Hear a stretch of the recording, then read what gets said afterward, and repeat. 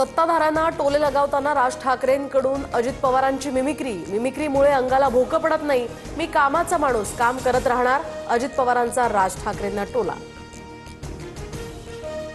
महाराष्ट्राची जनता महायुतीच्या पाठीशी, आम्ही निवडून आल्यानंतर विरोधक पुन्हा आयोगावर आरोप करणार, मुख्यमंत्री फडणवीसांचा महाविकास आघाडीला खोचक टोला। दिवाळीपूर्वी शेतकऱ्यांच्या खात्यात नुकसान भरपाईचे पैसे देणार, शेतकऱ्यांच्या पाठीशी सरकार ठामपणे उभं, मुख्यमंत्री फडणवीसांचं वक्तव्य।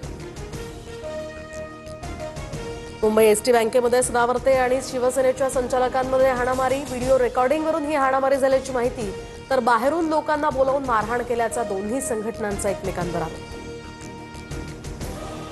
केरळमधील आनंदू अजी आत्महत्या प्रकरणावरून युवक काँग्रेस आक्रमक, आरएसएसवर लैंगिक शोषणाचे आरोप करत तरुणाची आत्महत्या, टिळक भवन परिसरात युवक काँग्रेसचं आंदोलन।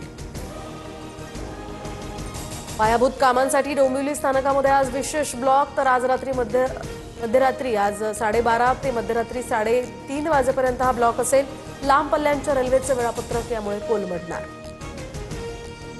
हिंगोलीच्या कळमनुरीत शिक्षकाकडून विद्यार्थिनीवर अत्याचाराचा प्रयत्न, आरोपी शिक्षकाविरोधात गुन्हा दाखल, नराधम फरार, चौकशीसाठी मुख्याध्यापक पोलिसांच्या ताब्यात।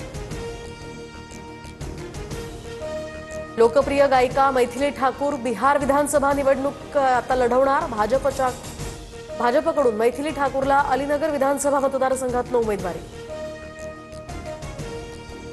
देशभरातील अनेक लहान बँकांचं मोठ्या बँकांमध्ये 2 वर्षात विलीनीकरण होणार, सरकारच्या निर्णयानंतर लाखो खातेधारकांवर परिणाम होण्याची शक्यता। महाभारत मालिकेमध्ये कर्णाची भूमिका साकारणारे अभिनेते पंकज धीर यांचं निधन, कॅन्सरशी झुंज अपयशी, पंकज धीर यांनी वयाच्या 68व्या वर्षी घेतला अखेरचा श्वास।